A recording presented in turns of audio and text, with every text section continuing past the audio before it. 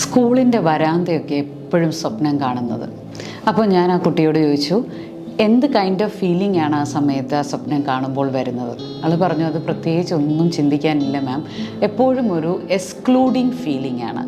ഞാൻ ഒറ്റയ്ക്കാണ്, ഒറ്റപ്പെട്ടു എന്നുള്ള ഫീലാണ് ആ സ്വപ്നം മുഴുവനും എനിക്ക് തരുന്നത്. ഇപ്പോൾ ആൾ സ്കൂളിങ്ങും കഴിഞ്ഞു, കോളേജ് ഡേയ്സും കഴിഞ്ഞു, നല്ലൊരു ജോലിയുണ്ട്, വർക്കിങ്ങിലാണ്, പാർട്ട്ണറുണ്ട്, എല്ലാം ഉണ്ടെങ്കിലും നിരന്തരം ഈ സ്വപ്നം തന്നെ കണ്ടുകൊണ്ടിരിക്കുന്നു. ഒരു എക്സ്ക്ലൂഡിങ് ഫീലിംഗ് ആളെ വിട്ടു പോകുന്നതേയില്ല. അപ്പോൾ ഞാൻ ചോദിച്ചു, എന്താണ് അതിന് റീസൺ, ഇങ്ങനെ ഇത്രയും കടുത്ത ഒരു ഒറ്റപ്പെടൽ അനുഭവിക്കാൻ? മാം, ഞാൻ ഹൈസ്കൂൾ പഠിച്ചത് ഒരു ഹൈഫൈ സ്കൂളിലായിരുന്നു.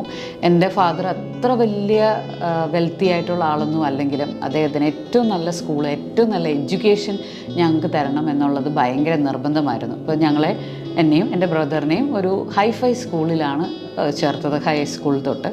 അപ്പോൾ ആ സ്കൂളിൽ എന്ന് പറയുന്നത് ഒത്തിരി വെൽത്തി ആയിട്ടുള്ള ആളുകൾ. അപ്പോൾ അവിടെ ചെന്നപ്പോൾ തൊട്ടേ എനിക്കൊരു ഫീലിംഗ് ഉണ്ട്, I M odd one out എന്നുള്ള ഫീലിംഗ്. ഇവരെല്ലാം ഭയങ്കര വെൽത്തി ആയിട്ടുള്ള ടീംസാണ്, ഞാൻ മാത്രമേ ഉള്ളൂ ഇങ്ങനെ ഒരു മിഡിൽ ക്ലാസ് ഫാമിലിയിൽ നിന്ന് വരുന്നത്.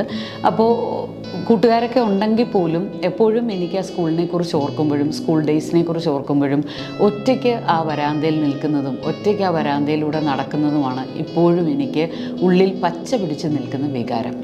ഇങ്ങനെ നമുക്ക് പലർക്കും ജീവിതത്തിൻ്റെ പല ഘട്ടങ്ങളിൽ ഒറ്റപ്പെട്ട വികാരം നമ്മളുടെ ഉള്ളിൽ ഉറങ്ങിക്കിടക്കുന്നുണ്ടാവും. ചിലർക്കത് സ്കൂൾ ഡേയ്സിലായിരിക്കും, ചിലർക്ക് ഏർലി ചൈൽഡ്ഹുഡിലായിരിക്കും. ഇപ്പോഴും ഒരു മെയിൽ ക്ലയൻറ്റ് എന്നോട് പറഞ്ഞ ഒരു കാര്യം ഞാൻ ഓർക്കുന്നു. ഇപ്പോഴും എനിക്ക് ഫീലിംഗ് ഓഫ് എക്സ്ക്ലൂഷൻ ഉണ്ടാകുമ്പോൾ ആദ്യം എൻ്റെ മൈൻഡിലേക്ക് വരുന്ന പിക്ചർ, അമ്മ ടീച്ചറാണ്, രാവിലെ ഡ്യൂട്ടിക്ക് പോയി അമ്മ വരുന്നിടം വരെ ആ ഒരു വീടിൻ്റെ മുൻവശത്തെ റൂമിൻ്റെ പടിയേലിരുന്ന് അമ്മയെ കാത്തിരിക്കുന്ന, അമ്മ എപ്പോൾ വരുമെന്ന് ചിന്തിച്ചുകൊണ്ടിരിക്കുന്ന എന്നെയാണ് മാം എനിക്ക് എപ്പോഴും ഓർമ്മ വരുന്നതെന്ന് പറഞ്ഞിട്ടുണ്ട്. അപ്പോൾ നമ്മളുടെ എല്ലാവരുടെയും ജീവിതത്തിൽ ഇതുപോലെ പല കാലഘട്ടങ്ങളിൽ ഒറ്റപ്പെട്ട, ചിലർക്കത് വിവാഹ ജീവിതത്തിലായിരിക്കും, ചിലർക്ക് ഏർലി ചൈൽഡ്ഹുഡിലായിരിക്കും, ചിലർക്ക് ഈ പറഞ്ഞ പോലെ ഈ പെൺകുട്ടി ഷെയർ ചെയ്ത പോലെ സ്കൂൾ ഡേയ്സിലായിരിക്കും. ഈ ഒറ്റപ്പെട്ട വികാരം എവിടെയെങ്കിലും നമ്മൾക്ക് ഒളിഞ്ഞു കിടക്കുന്നുണ്ടെങ്കിൽ, മറഞ്ഞു കിടക്കുന്നുണ്ടെങ്കിൽ എന്താണ് പ്രശ്നം എന്ന് ചോദിച്ചാൽ അതാണ് ഞാൻ ഇന്ന് നിങ്ങളോട് ഷെയർ ചെയ്യാനായിട്ട് ആഗ്രഹിക്കുന്നത്. നമ്മൾക്ക് ഇപ്പോഴത്തെ നമ്മളുടെ പ്രസൻറ്റ് ലൈഫിലും എവിടെയെങ്കിലും ചെറിയ റിജക്ഷൻസോ ചെറിയ ക്രിറ്റിസിസമോ വന്നാൽ പോലും നമ്മൾക്ക് പെട്ടെന്ന് നമ്മൾ ആ എക്സ്ക്ലൂഡിങ് ഫീലിങ്ങിലേക്ക് പോവുകയും നമ്മൾ ആ ഗ്രൂപ്പിൽ നിന്ന് ഒഴിഞ്ഞു മാറി അല്ലെങ്കിൽ ആ സ്ഥലത്തു നിന്ന് ഒഴിഞ്ഞു മാറി എവിടെയാണെങ്കിലും ആൾക്കൂട്ടത്തിൽ തനിയെ എന്നുള്ളൊരു ഫീലും നമ്മൾ നമ്മളുടേതായിട്ടുള്ളൊരു ലോകം ഉണ്ടാക്കാൻ ശ്രമിക്കും. അതിലൂടെ നമ്മുടെ സോഷ്യൽ സ്കിൽസ് ഭയങ്കരമായിട്ട് കുറഞ്ഞു പോവുകയും സോഷ്യൽ ലൈഫ് കുറഞ്ഞു പോവുകയും നമ്മളൊരു ഇൻഡിവിജ്വലിസ്റ്റിക് ആയിട്ട്, ഇൻട്രോവേർട്ടായിട്ട്, അല്ലെങ്കിൽ അധികം മിംഗ്ലിങ്ങോ മിക്സപ്പോ ജെല്ലിങ്ങോ ഉള്ള ഒരു നേച്ചർ ഇല്ലാതെ എവിടെയും ഒറ്റപ്പെട്ടു പോകുന്ന ഒരു ഫീലിംഗ് നമ്മളുടെ കൂടെ നടക്കാൻ സാധ്യതയുമുണ്ട്.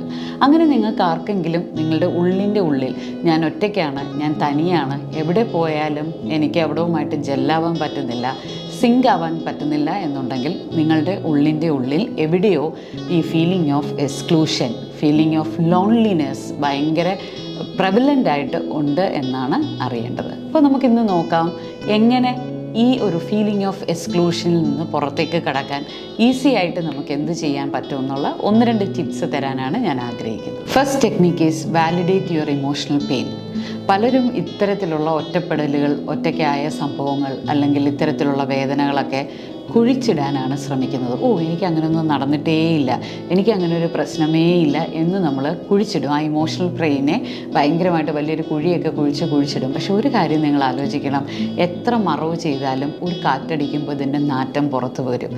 അതുകൊണ്ട് വാലിഡേറ്റ് ചെയ്യുക എന്ന് പറഞ്ഞാൽ എനിക്കിങ്ങനെ സംഭവിച്ചിട്ടുണ്ട് എന്ന് അക്സെപ്റ്റ് ചെയ്യുകയും ഇതൊക്കെ ജീവിതത്തിൻ്റെ ഭാഗമാണെന്നും എല്ലാ മനുഷ്യർക്കും ഒരു ഘട്ടത്തിൽ അല്ലെങ്കിൽ ഏതെങ്കിലും ഘട്ടങ്ങളിൽ ഇതൊക്കെ അനുഭവിക്കേണ്ടതായിട്ട് വരും എന്നുള്ളൊരു വാലിഡേഷൻ, നമ്മളുടെ ആ ഇമോഷണൽ പെയിനിന് നമ്മളൊരു വാലിഡേഷൻ കൊടുക്കുക എന്നുള്ളതാണ് first and foremost step. The second one is challenge your negative self talk. പലപ്പോഴും നമ്മൾ എത്ര കുഴിച്ചിട്ടാലും ഈ കുഴിച്ചിട്ടതിൻ്റെ മുകളിലൂടെ നമുക്കൊരു നെഗറ്റീവ് സെൽഫ് ടോക്ക് ഉണ്ടാവും. എന്ന് പറഞ്ഞാൽ ഇടയ്ക്കിടയ്ക്ക് ഞാൻ നേരത്തെ പറഞ്ഞ പോലെ കാറ്റടിക്കുമ്പോൾ ദുർഗന്ധം വരുന്ന പോലെ, നീ ഒറ്റയ്ക്കല്ലേ, നിനക്ക് ഇങ്ങനെയൊക്കെ സംഭവിച്ചിട്ടില്ലേ, നിനക്ക് ഒറ്റയ്ക്കാവാനുള്ള ഒരു ടെൻഡൻസി ഉള്ളിൽ കിടപ്പില്ലേ, നീ ഒറ്റയ്ക്കാണ് എന്നൊക്കെ നമ്മളോട് ഇങ്ങനെ നെഗറ്റീവായിട്ട് പറഞ്ഞുകൊണ്ടേയിരിക്കും. അത് ചെറിയൊരു റിജക്ഷൻ വരുമ്പോഴായിരിക്കും, ചെറിയ ആരെങ്കിലും നമ്മളോടൊന്ന് പിണങ്ങുമ്പോഴായിരിക്കും, അല്ലെങ്കിൽ നമ്മൾ വിചാരിച്ച ആൾ വിചാരിക്കുന്ന പോലെ ചിരിച്ച് കാണിച്ചില്ലെങ്കിൽ പോലും ഈ ഒരു എക്സ്ക്ലൂഡഡ് ഫീലിങ്ങിലേക്ക് പോകുന്ന ആളുകളുണ്ട്.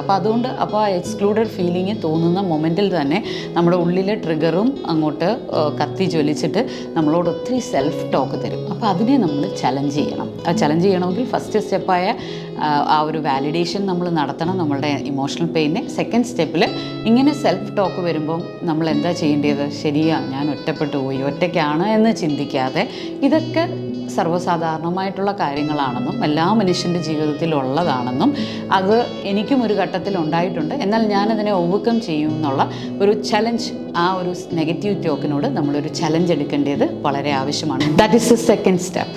The next step is talking proactive. നമ്മൾ ചലഞ്ച് ചെയ്യുക എന്ന് പറയുമ്പോൾ അതിൻ്റെ അടുത്ത സ്റ്റെപ്പായിട്ട് എന്ത് വേണം?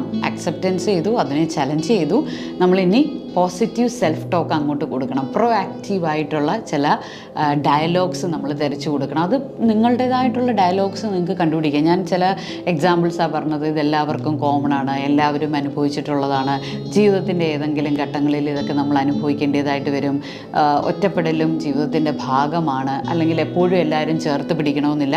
ഇങ്ങനെ നമുക്ക് പ്രൊആക്റ്റീവ്, അതൊരു നെഗറ്റീവ് രീതിയിലല്ല, ഇതൊക്കെ നമുക്ക് ഒരു കോമൺ ആയിട്ടുള്ള കാര്യമാണെന്ന് അക്സെപ്റ്റൻസ് കിട്ടുന്ന രീതിയിൽ ഒരു പ്രൊആക്റ്റീവായിട്ടുള്ള ടോക്ക്. അല്ലെങ്കിൽ അന്ന് ഞാൻ അങ്ങനെ ഒറ്റപ്പെട്ടെങ്കിലും എനിക്കിപ്പോൾ ലൈഫിൽ നല്ലൊരു പാർട്ട്ണറെ കിട്ടി, അല്ലെങ്കിൽ എനിക്ക് നല്ല ഫ്രണ്ട്ഷിപ്പ് കിട്ടി, ഒരിടത്തു നിന്ന് എനിക്ക് ഒറ്റപ്പെടൽ ഉണ്ടായിട്ടുണ്ടെങ്കിൽ അതേ സമയത്ത് മറ്റൊരു സൈഡിൽ എന്നെ ചേർത്ത് പിടിക്കാൻ ആളുകളുണ്ടായിരുന്നു എന്നുള്ള ഒരു പ്രൊആക്റ്റീവായിട്ടുള്ള പോസിറ്റിവിറ്റി ടോക്ക് നമ്മൾ സ്റ്റാർട്ട് ചെയ്യേണ്ടതായിട്ടുണ്ട്. ഇനി ടോക്ക് മാത്രം പോരാ. The fourth step is self affirming actions. വർത്തമാനം കൊണ്ട് മാത്രം കാര്യമില്ല, അത് ആക്ഷനിലേക്ക് മൂവ് ഓൺ ആവണം. അപ്പോൾ ഒറ്റയടിക്ക് നമുക്ക് പോയിട്ട് 10 പേരോട് കൂട്ടുണ്ടാക്കാനൊന്നും ചിലപ്പോൾ പറ്റത്തില്ലായിരിക്കും, അല്ലെങ്കിൽ ഒരു വലിയ ഗ്രൂപ്പിൻ്റെ ഇടയിൽ മിങ്കിൾ ആൻഡ് മിക്സപ്പ് ആവാൻ പറ്റത്തില്ലായിരിക്കും. ചെറിയ ഗ്യാതറിങ്സിലൊക്കെ പോവുകയും അവിടെ നമ്മൾ 1 to 1, അതായത് ഒരു വ്യക്തിയുമായിട്ട് ഒരു റിലേഷൻഷിപ്പ് ഉണ്ടാക്കിയെടുക്കാനും ഫ്രണ്ട്ഷിപ്പ് ഉണ്ടാക്കിയെടുക്കാനും ആ വ്യക്തിയിലൂടെ അടുത്ത ആളുമായിട്ട് കണക്ട് ചെയ്യാനും, അങ്ങനെ ഒരു സ്നോബോൾ എന്ന് പറഞ്ഞാൽ ഇങ്ങനെ മഞ്ഞുകട്ട ഇങ്ങനെ റൗണ്ട് ചെയ്ത് പോകുന്നതിനനുസരിച്ച് അത് വലുതായി വരുന്ന പോലെ നമ്മളുടെ ആ റിലേഷൻഷിപ്പുകളുടെ എണ്ണം കൂട്ടിക്കൊണ്ട് വരികയും ആ ആളിൽ നിന്ന് അടുത്ത ആളിലേക്കും അങ്ങനെ നല്ല ഫ്രണ്ട്ഷിപ്പുകൾ ഉണ്ടാക്കാൻ നോക്കിയാൽ നമുക്ക് ഈ ഫീലിംഗ് ഓഫ് എക്സ്ക്ലൂഷനെ ഒരു പരിധി വരെ ഇല്ലാതാക്കാൻ സാധിക്കും. ഇല്ലെങ്കിൽ സ്വപ്നത്തിലൂടെയെങ്കിലും ഇത് നമ്മളെ വേട്ടയാടിക്കൊണ്ടേയിരിക്കും. അത് നമ്മളുടെ ഗ്രോത്തിന്, പ്രത്യേകിച്ച് നമ്മുടെ സോഷ്യൽ ഗ്രോത്തിന് ഒട്ടും നല്ലതല്ല. മനുഷ്യൻ സോഷ്യലി വളരേണ്ടത് വളരെ ആവശ്യമായിട്ടുള്ള കാര്യമാണ്.